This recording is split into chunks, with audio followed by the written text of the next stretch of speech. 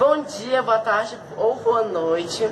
Nós somos alunos da Escola Sesc de Ensino Médio, turma 2016-2018, e vamos fazer a resenha desse livro maravilhoso chamado Carteiro e Poeta, de Antônio Scarmento. Eu sou Iago Natan, de Rio Branco, Acre. Ele é Juliano Tamioso, de Juí, Rio Grande do Sul. E ele é Jordan Nicolas, de Natal, Rio Grande do Norte. Antônio Scarmento, o escritor do livro, ele nasceu em 1940 no Chile. Ele fez faculdade de Literatura, Cinema e Filosofia. Só que, porém, em 1973, ele teve que se mudar para Berlim, fugindo da ditadura que ocorria. Essa obra é uma obra muito conhecida de Antônio e conta a história de Mário Ximenes, que é um jovem de 17 anos que mora com seu pai numa vila, só que ele não gosta muito da vida que eles levam, que é, no caso, no mar, por conta de ser pescadores. Então o pai dele aconselha ele a procurar um emprego.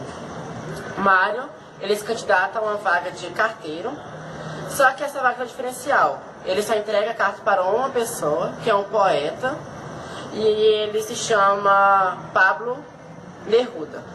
O salário que ele recebe é muito baixo e geralmente atrasa porque geralmente o salário no Chile naquela época atrasava. Como carteiro, ele estava se sentindo incomodado, porque quando ele entrega a carta para o poeta, ele sentia que ele atrapalhava a inspiração do poeta.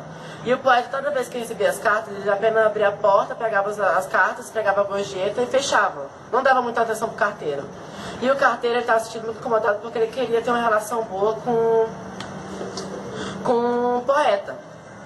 Então, ocorreu de um dia, numa dessas entregas de cartas, aconteceu uma coisa muito estranha que o carteiro não estava acostumado. O poeta recebeu uma carta muito importante e abriu na sua frente.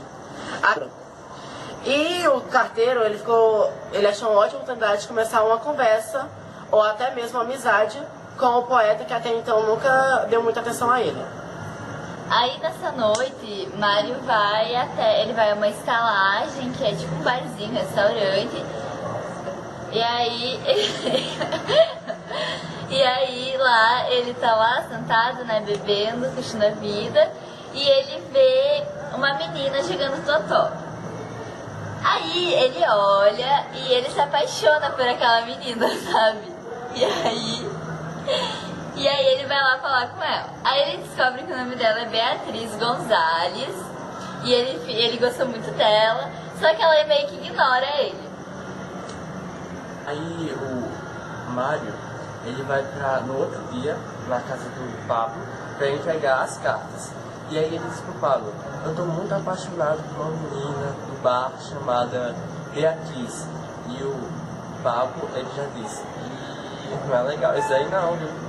Tá apaixonado, não é legal. E aí o poeta recebe um telegrama em que oferecem a ele para ser candidato da presidência da República do Chile.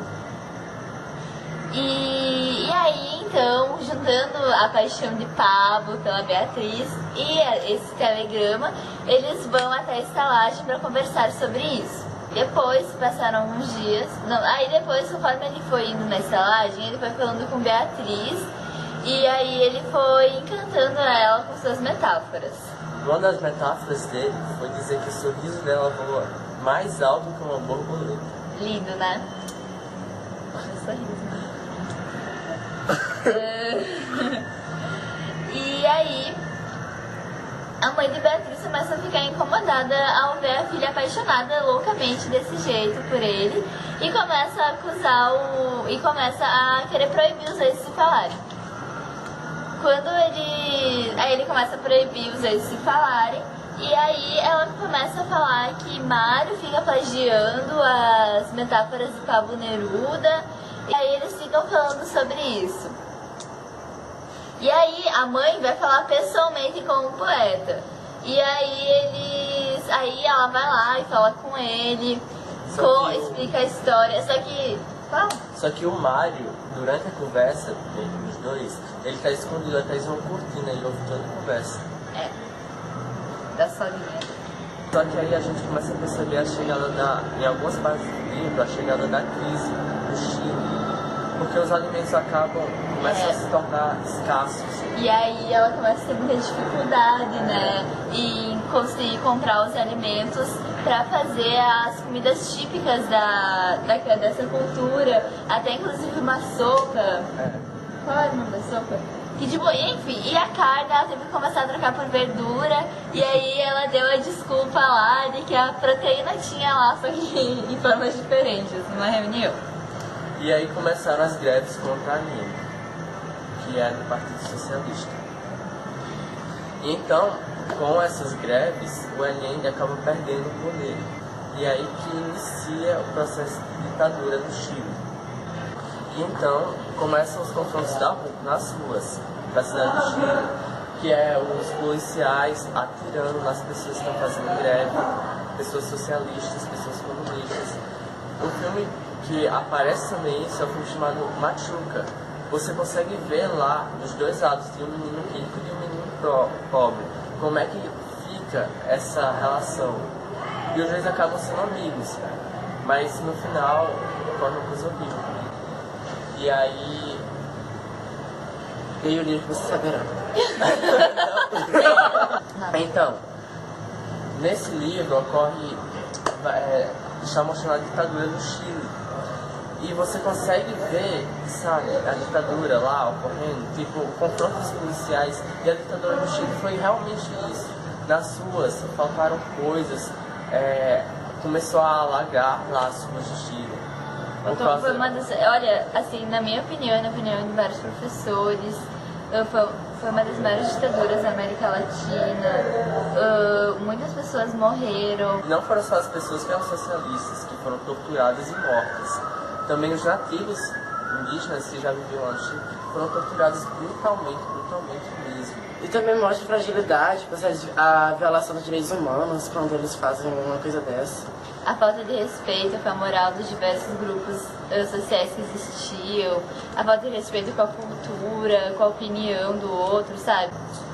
Mas tirando essa parte, quando a gente começa a ler o livro, aí tipo, a gente acha que esse livro vai ser mó chato. Aí você começa a ler a primeira página, a segunda, quando você vê, você já tá lá na página 60. 90, 100, 100. E aí você acha que nossa, esse livro vai ser muito ruim, mas aí você começa a ler, você entra na história como se você fizesse parte. E é um livro muito envolvente, né? Assim como você falou, nossa, é um livro... eu recomendo pra todo mundo, sério, é um livro muito bom.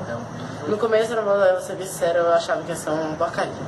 Todo mundo sempre acha, na verdade, que qualquer livro que os professores vão dar pra gente é uma porcaria. Eu só gosto de ler Diário do Banana, mas eu li esse livro inteiro e eu amei, sério. Então é bem interessante ler esse livro, é uma ótima indicação que os professores passaram pra gente.